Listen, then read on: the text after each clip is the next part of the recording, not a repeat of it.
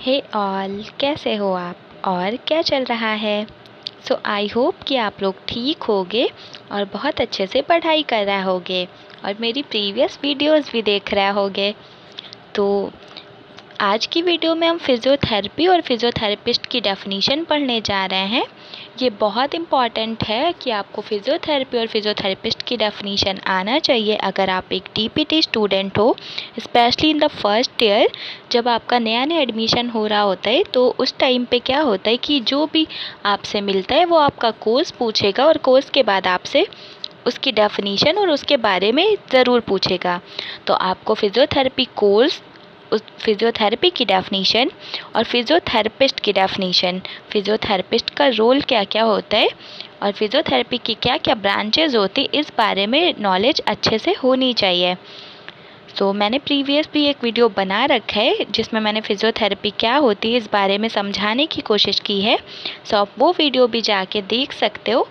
लेकिन इस वीडियो में मेरा मेन एम था कि मैं फिज़ियोथेरेपिस्ट का जो रोल होता है उसको डिस्कस करूं, बट स्टिल मैंने सोचा कि एक बार फिज़ियोथेरेपी क्या होती है वो भी जान लेते हैं। Let's start the video. Physiotherapy की ये डेफिनीशन WHO की तरफ से दी गई है, साथ ही फिज़ियोथेरेपिस्ट की डेफिनीशन भी WHO की तरफ से दी गई है। तो ये मोस्ट अप्रोप्रिएट डेफिनीशन है। स्टार्ट करते हैं फिज़ियोथेरेपी से। तो फिज़ियोथेरेपी में हम क्या करते हैं, evaluating, diagnosing and treating a range of diseases, disorders and disabilities by physical means.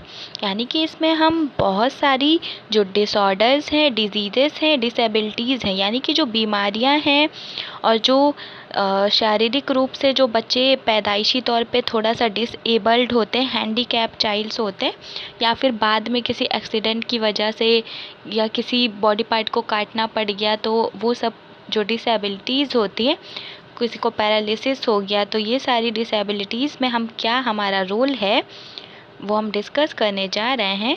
तो फिज़ियोथेरेपी में आता है उन डिजीज़ेस या फिर डिसऑर्डर्स या फिर उन बीमारियों को इवैल्यूएट करना, यानी कि उनको पहचानना, डायग्नोस करना और उनको ट्रीट करना, उन बीमारियों को सही करना। और ये सब हम कैसे करते हैं, फ़िज़िकल मीन्स से।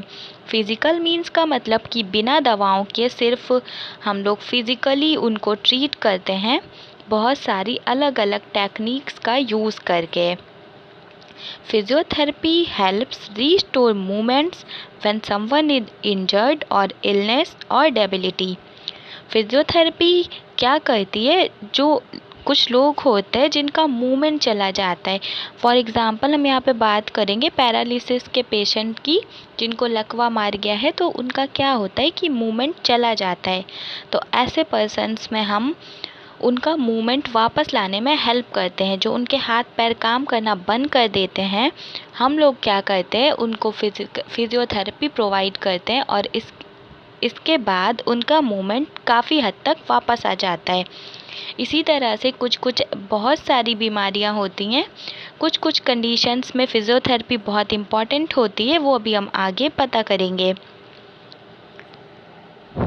Physiotherapy is a healthcare profession that assess, diagnose, treat and work to prevent disease and disability. Physiotherapy एक हेल्थ केयर प्रोफेशन है जिसमें हम असेस करते हैं, डायग्नोस करते हैं और इसके साथ ही हम पेशेंट्स को ट्रीट करते हैं। जो भी बीमारियां होती हैं या फिर जो भी डिसेबिलिटी होती है उसको हम प्रिवेंट करते हैं। तो ये बहुत ही शॉर्ट सा इंट्रोडक्शन था फिज़ियोथेरेपी के बारे में। डिटेल वीडियो इसकी मैंने पहले ही प्रीवियस एडिट करके चैनल पे अपलोड कर रखी है, तो आप एक बार वो देख लेना। अब हम आ जाते हैं फिज़ियोथेरेपिस्ट पे। फिज़ियोथेरेपिस्ट क्या होते हैं, तो जो भी पर्सन्स फिज़ियोथेरेपी प्रोवाइड करते हैं वो एक एक्सपर्ट्स होते हैं, उनको हम फिज़ियोथेरेपिस्ट बोलते हैं या फिर मूवमेंट एक्सपर्ट्स भी कह सकते हैं। तो फिज़ियोथेरेपिस्ट क्या करते हैं, यहाँ पे पीटी मैंने लिखा हुआ है, इस पीटी का मतलब है फिज़ियोथेरेपिस्ट।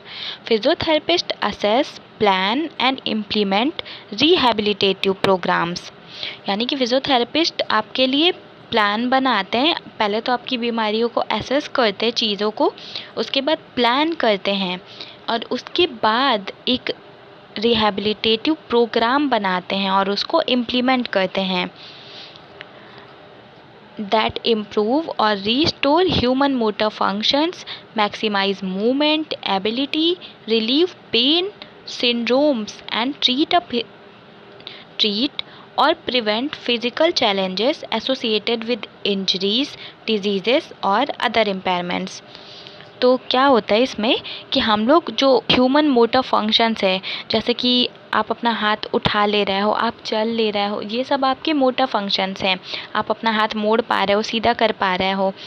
तो जिन लोगों में ये मूवमेंट या फिर ये मोटर फंक्शंस लॉस हो जाते हैं, उनको फिजियोथेरेपिस्ट रीस्टोर करता है और उन फंक्शंस को इम्प्रूव भी करते हैं, मूवमेंट्स को मैक्सिमाइज़ करते हैं, आपकी एबिलिटी को बढ़ाते हैं। अगर आप किसी भी दर्द से गुज़र रहे हो, आपको कोई भी पेन हो रहा है, for example back pain, neck pain जो आजकल बहुत ही कॉमन है, तो उस पेन को रिलीव करते हैं। अगर कोई सिंड्रोम है, कुछ लोग होते हैं जिनको सिंड्रोम्स प्रेजेंट होते हैं बहुत सारे, फॉर एग्ज़ाम्पल डाउन सिंड्रोम हो गया, पार्किंसंस डिजीज़ हो गया, और ऐसे ही सेरिब्रल पैल्सी एक डिज़ीज़ होती है, और जो डिजीज़ेस बहुत सारी अदर डिजीज़ेस साथ में लेके आती हैं, उनको हम सिंड्रोम्स बोलते हैं। तो ऐसे सिंड्रोम्स को भी ट्रीट करते हैं हम लोग।